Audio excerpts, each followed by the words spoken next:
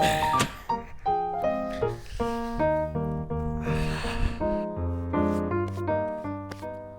everyone. Did you know that there was a brand new television series that's actually a prequel to the It movies that were based off of the Stephen King It novels that recently premiered on HBO Max? What's that? Oh, you haven't heard of the show. Oh, okay.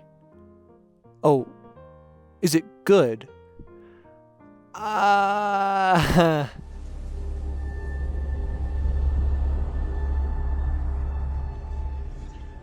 question of whether or not the show Welcome to Derry is very good is surprisingly difficult to answer for some reason. It's really hard for me to put into words my feelings towards this show, which honestly just makes me want to talk about it even more. Welcome to Derry is a very bizarre viewing experience because it isn't necessarily bad. As a matter of fact, a lot of it is pretty decent, with small little slimmers of something great sprinkled throughout. But for every one good thing that I see in the show, there's at least 10 other baffling creative decisions being made. When I first went online after this series premiered to see if other people were seeing the same issues I was, all I found, for the most part, was pretty unbridled praise for this series, and from reviewers I trust as well. And if you're someone who enjoyed this series, I'm not trying to rain on your parade, okay? I'm honestly happy that this piece of art made you feel something and maybe impacted you in a certain way. It's never my intention to try to root for something to fail, especially with this many artists and creatives behind it. And there's some really cool stuff that Andy Muschietti and his team accomplish in this series, between some really awesome practical effects and some incredible performances from a majority cast of child actors, no less. Yet despite all of these positives, the show will then proceed to have scenes like this. It's got my boy, and I don't know where he is. So I'm begging you to please help me find him. And I swear on my life that I will do everything in my power. Look at me! I'll do everything in my power. I don't know what's gonna happen. I don't know what I'm gonna do. So to then go online and see that almost no one else was seeing the same things I was, made me feel like I was losing my mind. The most criticism I've seen leveled towards this show was about the really unconvincing CGI, which, don't get me wrong, we'll get to. However, why was no one commenting on this show's inconsistent tone, repetitive lighting, or baffling writing choices? It's easy to dunk on bad CGI, but that's usually just the result of VFX artists who are overworked and overcrunched with impossible deadlines.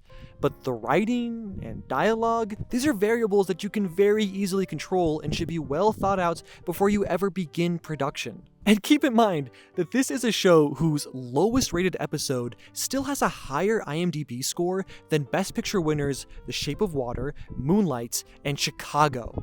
I actually watched this series with my friend Anna, who you might remember from her most recent video on the channel. So in this video, Anna and I are going to try and break down our thoughts and impressions on this show by discussing the things we liked, the things we definitely didn't like, and how the flaws of this show seem to be indicative of a lot of current trends in modern television. And hopefully by the end of this video, you'll understand our perspective on this very strange show a little bit more. The look of the show is certainly stylized, but it's not always cohesive. The lighting for the action scenes or bigger set pieces like the water tower are often glossy, stagnant, and flat in a way that infringes on the atmosphere of the scene. There are times where the nostalgic look they're going for works and looks good, though these are usually more basic setups. In fairness, the ever-reappearing blue screen is likely the problem. Lighting when you don't know what the scene will look like is difficult. The coloring is also partially to blame for when the scenes get a little too yellow or murky. Occasionally, the constant warm haze that suggests antiquity in the show feels slapped on to make the scenes feel like they come from an older time, though the gap between the modern equipment and a historical setting isn't fully closed. The way they went about production led to it having an overly new, lacquered look. There are undeniably great-looking moments though, like the black and white sequence in episode 6, or just smaller actions like people walking down the street. With anything one can criticize from the show's visuals, it's hard to not just point to the show having a fix-it-in-post mentality. As most reviewers have pointed out, the CGI is rough. Ben already mentioned that VFX workers are often overworked and underpaid, so we can't fully fault production for that. What we can fully fault them for is their over-reliance on CGI throughout production. They could have looked to the recent Andy Muschietti flop The Flash to see just how bad the dependency on and direction for CGI can get. The fact that this was okayed for release by a major studio and that CEO of said studio, David Zaslav, thought it was, quote, the best superhero movie he'd ever seen, unquote, is very reflective of the current creative structure of these types of franchise products. Other blockbuster movies don't look like this, so we're seeing a pattern with the Muschietti partnerships because the CGI in Welcome to Derry looks the exact same. Look at the blue screen in episode 3. This bike riding scene may be the worst looking one in the whole show. While I understand that having child actors actually ride on a bike at night in a likely uneven terrain is questionable, they could have put more forethought into the actual filming of it to make it easier for the CG artists to work with the footage. The alternative is doing more practical effects, which are actually very effective in the show. Look at the womb and pickle scenes in episode 2 with impressive custom props, set dressings, and physical performances. Or Halloran's first time encountering Pennywise in episode 3. These look great and are practical effects with CGI enhancements. The art teams on the show did really good work here. More of this could have helped the visuals in the show look more striking and less sloppy. The issue I keep coming back to with the CGI, lighting, and shots is not that they always look bad, it's that while the show is clearly trying to have distinctive visuals, it feels like they're just combining different styles that are currently in vogue and hoping they'll work. In the standard scenes, it looks like this random Netflix movie or this terrible AI progressive commercial, or like AI tried to recreate the cinematography in this motorcycle ad. I mean, Captain America Doomsday trailer, sorry. And that's the problem with the whole series, right? It's derivative with no substance. Even when the lighting looks good, it's just an intensified version of the now stock standard artificial dramatic lighting. The characters are cheap retreads of those who have already appeared in the It franchise. The 2017 and 2019 films were a more direct adaptation of the novel, but now, when left to extrapolate details from the original story to invent their own, the creative team flounders, unable to create their own distinct and significant voice. And if you don't have a story with substance, you don't have reasoning behind your visuals other than thinking it may look good because it was already done somewhere else. To be fair, I doubt the studio is giving creators the time and money they actually need. They're probably willing to just rush out any product that resembles other contemporary shows, considering they already know the show will make money from simply having it in the name. It's almost like capitalism doesn't breed innovation, it just breeds bad CGI. There is a vision here, but it's not being communicated properly. Visual cohesion, more practical effects, less reliance on CGI, and more intentionality could have led to the show looking consistently great.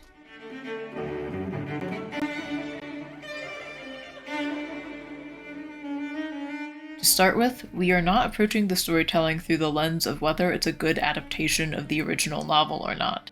It is a seminal and loved text, but we want to see if this show can stand on its own. While media franchises are nothing new, each individual entry should still be good without justifying it using other works. There is a place for the conversation of what makes a good adaptation, but that is not what this particular essay is interested in. We will reference It, The Shining, etc., but our feelings towards those properties have no bearing on our feelings towards this one. Exposition is a pretty big problem with the writing. In episode 4, Halloran goes into the mind of someone he's interrogating, Taniel. He sees a memory in which a very young version of Taniel explains the backstory of its interactions with Native Americans to Rose, his aunt and older member of his tribe. Child Taniel speaks very clearly with no non sequiturs or questions and has a complete understanding of adult and dark topics. He demonstrates an ability to process and express things on a more mature level than children usually can, a problem that extends to all child characters to varying degrees. Additionally, Rose is the only other significant character who already knows everything Taniel is saying. If the writers really wanted to ham-fist this narration in, have Taniel explain the story to literally anyone else, or else the exposition becomes obvious and annoying. This misunderstanding of how characters should talk to each other is most noticeable with the child characters. He worked at the jarring plant, pickles and stuff. We were leaving the factory when I realized I'd forgotten something inside. cheap, stupid toy, but he went back to get it. It wasn't even his station, but my dad. He always wanted to help. He said he climbed into the gears. I guess I just don't know how to talk to you anymore. Everything's changed so much since you got back from, you know. Look, we've been best friends since first grade. Forget the patty cakes. I don't want to lose you. I need to talk to you guys. Talk to us? About what? About how they found her dad's body parts in pickle jars all over Maine? In this show's efforts to make the characters speak in an era-appropriate way, they make all the children speak like adults. Not even realistic adults, more like silly approximations of what older people sounded like in that time. Obviously, kids in the 60s spoke differently than they do now, but it's hard to believe any real child would talk like this. You're not like those girls. Starting to realize that. For better or for worse, I guess. For better. Lily! This is not you! Listen to me, okay? You are a goddamn lifeboat! No good friends. No bad friends. Only people we want to be with. Need to be with. Look. Lily, I want to. I'm trying to. There's plenty of unbelievable things out there that people believe, and I'm sure some of them are true. I'm just not so sure about this one. Some dialogue just completely takes you out of otherwise serious scenes because it sounds off. Can I what? Develop film. I mean, the way you talked about that stink bomb, thought maybe you knew what type of chemicals you needed in a dark room. The other problem with the child characters is that in an It story, the kids should be the most engaging personalities, but it was hard to grow attached to them, despite the actors' best efforts. Still, we can't pretend the potential isn't there. The tension between Ronnie, the projectionist daughter, and Lily, the pickle girl, that we get in a couple episodes is the most interesting the children's dynamic gets. The fact that Lily essentially Tom Robinson, Ronnie's father, to get out of going to a mental facility is such a gripping starting point for every character involved. But that's the most engrossed I got in anyone's personal storyline. I don't know exactly what I saw, okay? But it wasn't your dad, and that's what matters. And I told him so. I don't know what I saw. Sounds like you're too scared to tell. Come on, Marge. Join in.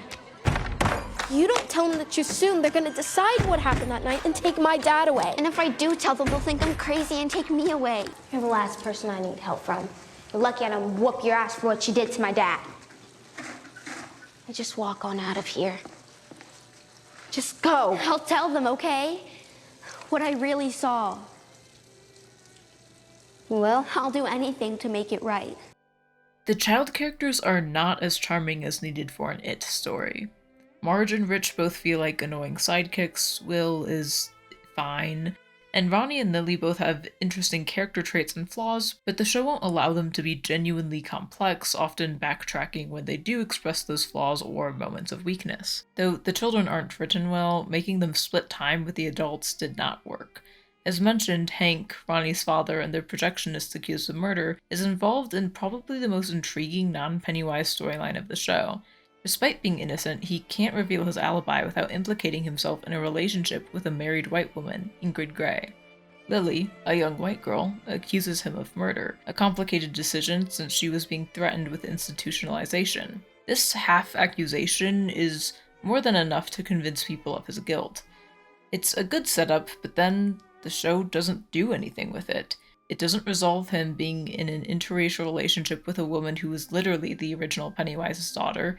They don't resolve the trauma around birth that his daughter has, and they hardly touch on his relationship with the other black adults in the show who literally harbor and save him, like Charlotte Hanlon. Given that Ronnie and Hank move out of town and Ingrid dies, it's not likely these plotlines will be resolved in the second season. This lack of resolution isn't exclusive to the Grogan family. While everyone technically has an ending, just about none of them feel satisfying or like real conclusions to their arc. Just one kiss for Barbara. I know that I'm not you, because I would never let my friends die. Leroy! And it's not that we need a cookie-cutter satisfying ending for everyone, but we do need something. The other adult character I gravitated to was Dick Halloran, which may be my bias as a fan of The Shining. He's fun to follow, and the glimpses of personality and backstory we get are enough to make him a compelling character, at least relative to other characters in Welcome to Derry, which isn't a high bar to clear. He was the bridge between the strongest part of the show, Pennywise, and the weakest, the military. It worries me if he actually does stay in the Overlook Hotel for the rest of the show, as it means the military plotline will have lost its most interesting player. Then there's the rest of the adult cast.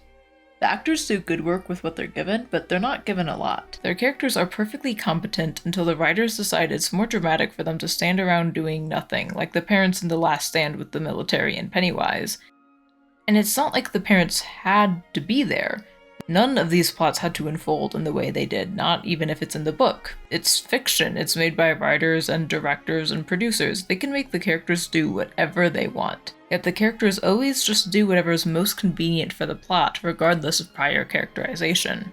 Without Hank or Charlotte's presence, the adult storylines mainly go to the military, which doesn't work. Hi, yes, I'm gonna quickly jump in for this part. I found that the military subplots heavily clashed with the rest of the series. In the original It movie, a big part of what made the world building so effectively scary was that the rest of the town was caught in a kind of trance, and most of the adults were disassociative and dismissive towards the main cast of kids and their concerns and fears of Pennywise. It made our main characters feel isolated and alone, forcing them to rely on one another. However, by making the US military aware of Pennywise's existence, you completely deflate that tension and sense of isolation that worked so effectively before. The US military's involvement makes the stakes feel far less drastic, and it also means that the show has to grind to a halt and spend time delivering us military jargon and exposition surrounding Pennywise and his, I'm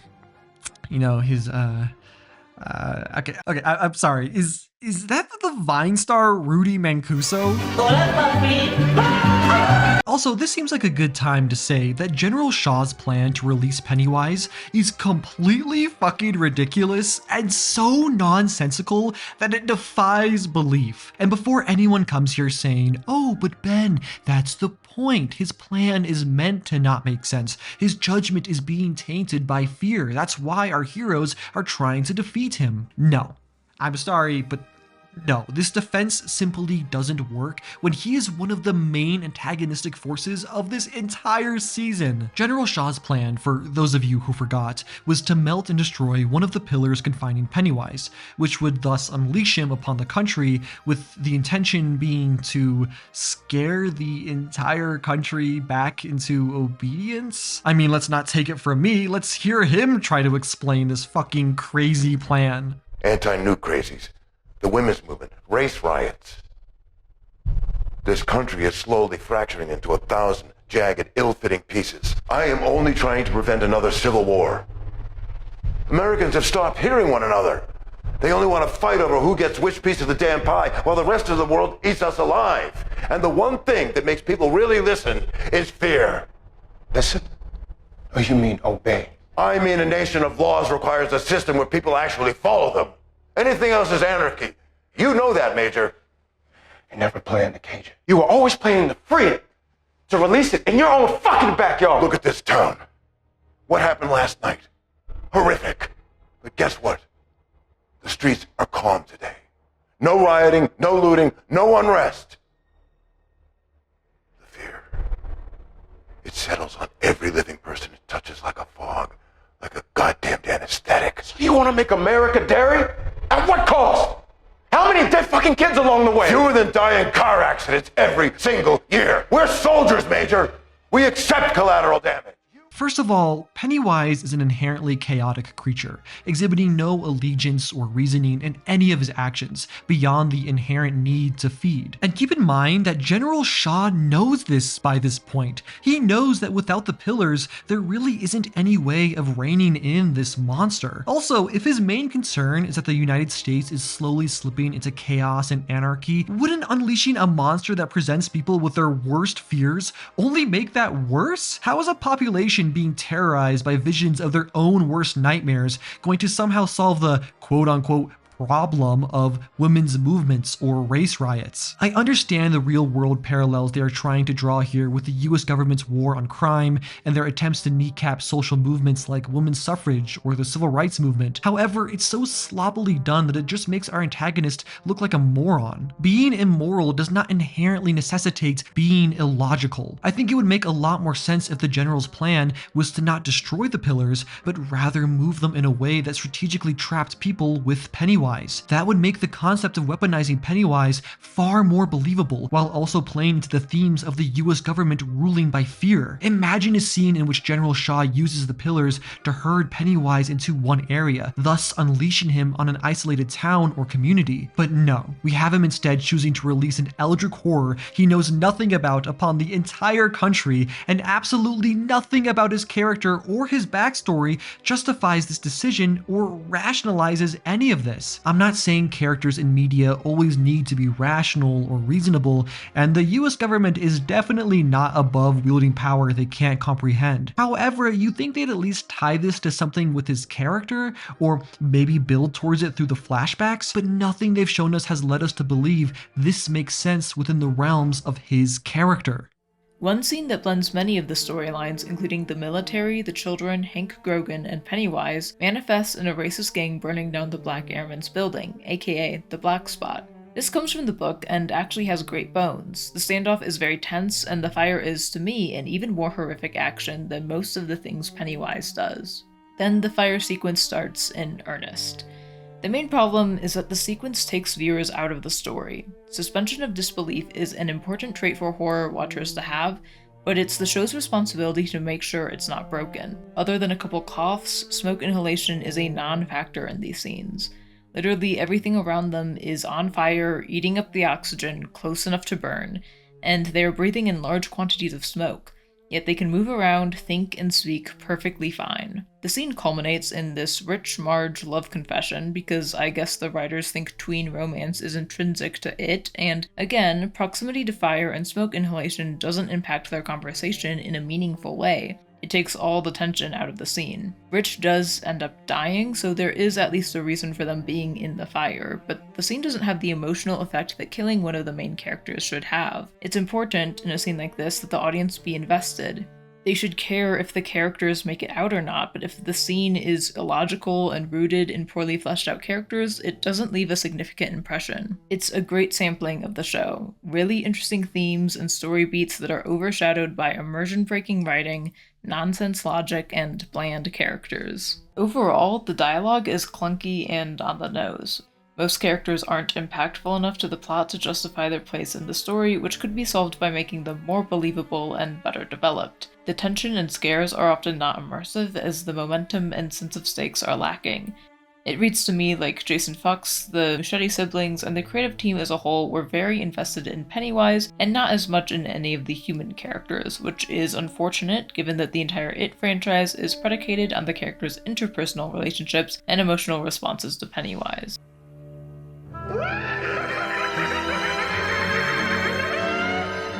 I could really tell that Andy Muschietti was infinitely more interested in exploring the mythos of Pennywise than really anything else, and this is seen in just how strong the direction is in the Pennywise-centered scenes comparatively to the rest of the show, for the most part. Anytime I see anyone talking about this series online, or if it appears on my reels, the public conversation is always centered around Pennywise and how badass he's depicted and how cool he looks, which really just goes to show you just how much his scenes stand out from the rest of the show. The best example of this I can think of has to be the black and white flashbacks in episode 6 and the origin story we see in episode 7. In episode 6, the black and white sequences have framing that feels intentional and meticulous. The lighting has harsh contrast with the occasional pops of color that add a lot of really interesting depth to the frame. Compare this to the rest of episode 6 and I just don't see the same level of care and attention put into the blocking or cinematography, except for this shot of her going up the stairs. I don't know why, but this made me jump for some reason when I first saw it. In episode 7, there's a really well done flashback scene where we see Bob Gray as a traveling performer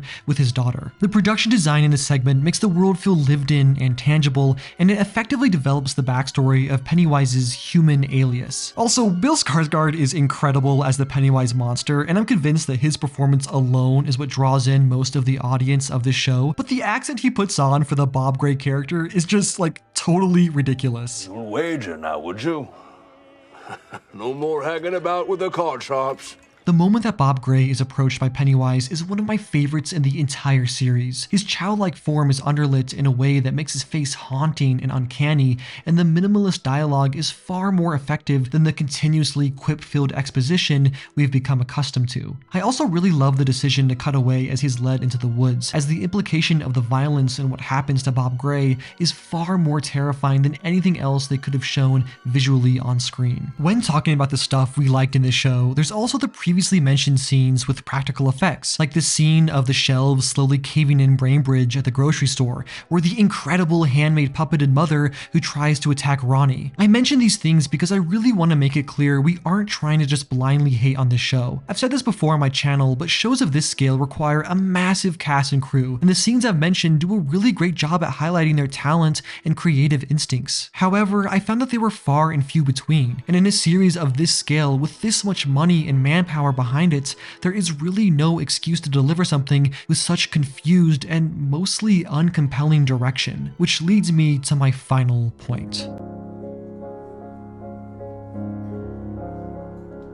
This show cannot, for the life of it, settle on a singular tone. This definitely bleeds into writing, but I wanted to make this into its own section because of how much it bothered me while watching. The show tries to do a balancing act between being a comedy, a horror, and a thriller, yet their reluctance to commit to any ends up kneecapping the narrative. It's really difficult to try and be a Stranger Things-esque small-town horror while also trying to be a procedural military drama, and this is really where you can feel a strong invisible hand of studio meddling. I have absolutely no sources to back this up, but in my personal opinion, it really seems like Andy Muschietti wanted to make an intimate 1960s small-town horror series that followed the origins of Pennywise, but was handed down orders to make it more like Stranger Things, with our main cast of characters needing to be a plucky, headstrong group of kids with witty banter who have to contend against the US government as they try and fight some kind of paranormal existential threat. This series will literally go from a quippy conversation of children joking around with one another to them getting ripped apart and eaten in the next. Now, I'm not saying that you can't mix tones or genres either. Some of my favorite series or movies of the past decade juggle different tones of comedy, drama, and terror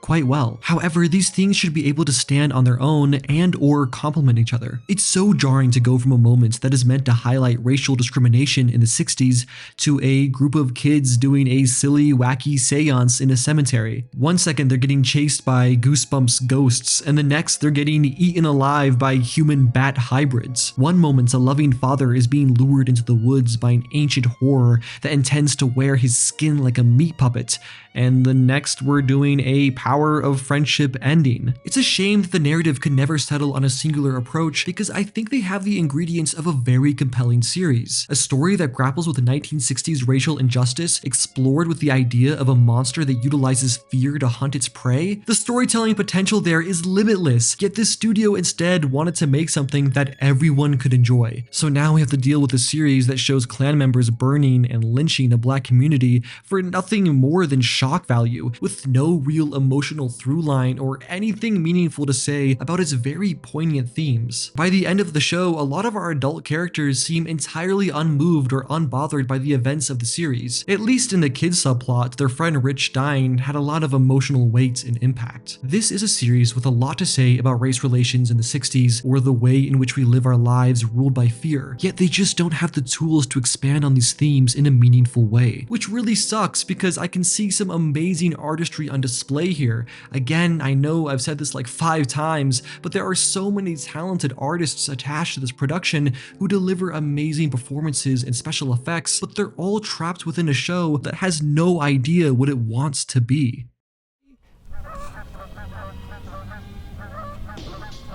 My ops found me, bro. I guess that's why I chose to make this video with Anna, because nothing frustrates me more than seeing a series or movie with a lot of serious potential and talent behind it just get ripped apart by a studio that wants nothing more than a bland and serviceable product. Anyways, those are my thoughts on Welcome to Derry. I guess to answer the question if it's actually that good, I don't know. Not really. Not to me, at least. But to each their own, I guess, right? But hey, it's not like the showrunner and the creative mind behind the series was just handed the keys to one of the most culturally iconic characters ever, right? Right?